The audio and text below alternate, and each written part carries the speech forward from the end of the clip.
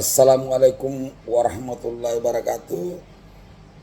Bersama ini saya Ketua DPP LSM Gempa Indonesia menyatakan sikap mendukung reformasi kepolisian dan desak evaluasi penempatan ribuan polisi di luar institusi Polri.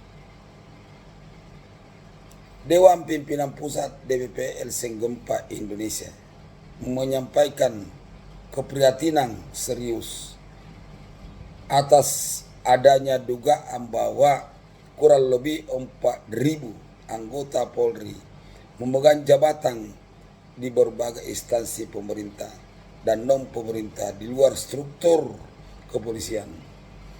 Kondisi ini menimbulkan pernyataan besar terkait pengelolaan anggaran Polri yang bersumber dari anggaran APBN. Potensi penyalahgunaan kewenangan serta tumpulnya pengawasan eksternal oleh DPR RI dan Kompolnas.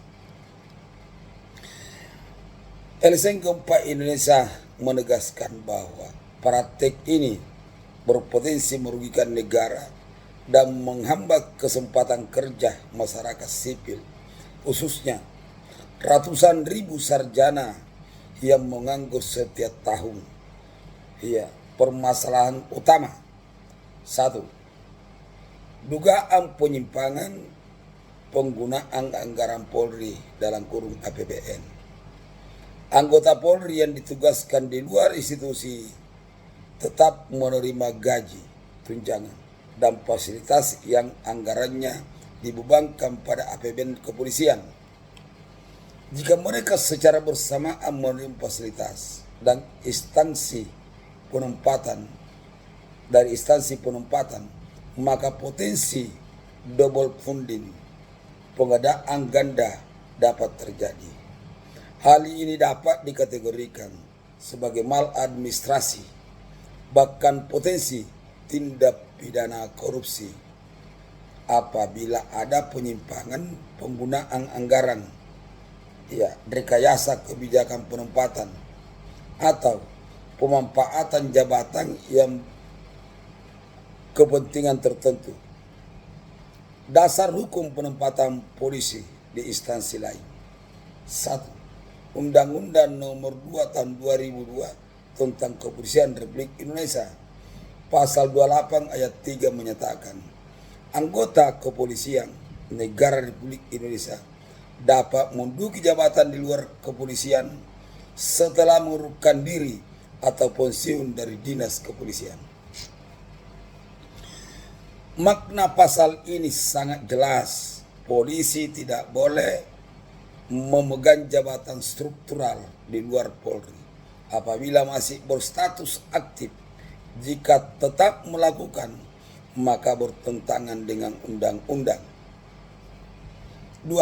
Putusan Mahkamah Konstitusi dalam kurung putusan MK nomor 15/PUU/21 dan putusan terkait TNI Polri nonaktif. MK menegaskan bahwa anggota Polri, anggota TNI Polri tidak boleh memegang jabatan sipil kecuali undang-undang secara khusus mengatur. Tujuannya adalah mencegah penyalahgunaan kekuasaan, monopoli jabatan, dan benturan kepentingan. Dengan demikian, LSM Gempa Indonesia secara tegas mendukung putusan MK sebagaimana bagian dari agenda reformasi kepolisian RI. Potensi pelanggaran dan sanksi: 1. Pelanggaran Undang-Undang Nomor 2 Tahun 2002. Jika penempatan ribuan polisi dilakukan tanpa mekanisme nonaktif atau pensiun, maka pihak yang mengatur kebijakan dapat dijerat. Pasal 32 dan 33 Undang-Undang Kepolisian, pelanggaran disiplin dan kode etik. 2. korupsi anggaran APBN. Jika ada penyimpangan penggunaan anggaran jabatan polisi yang ditempatkan di luar instansi, maka dapat dijerat Undang-Undang Nomor 31 Tahun 1999 junto Undang-Undang Nomor 20 Tahun 2001 tentang pemberantasan tindak pidana korupsi. Sanksi penjara 4 sampai 20 tahun, denda 200 juta sampai 1 miliar. Pengembalian kerugian negara. 3. Pelanggaran administrasi penentu kebijakan. Bagi pejabat Polri yang menyetujui penempatan yang bertentangan dengan undang-undang dapat dijatuhi PTDH, pemberhentian tidak dengan hormat, sanksi etik oleh Komisi Kode Etik Polri dalam kurung KKEP. Sanksi pidana bila ditemukan kerugian negara. Kritik terhadap DPR RI dan Kompolnas. DPP LSM Indonesia menilai 1. DPR RI sebagai lembaga pengawas anggaran, budgeting dan pengawas kinerja Polri, DPR seharusnya mengevaluasi penggunaan APBN Polri, memeriksa skema penempatan personal, memanggil Kapolri untuk penjelasan terbuka.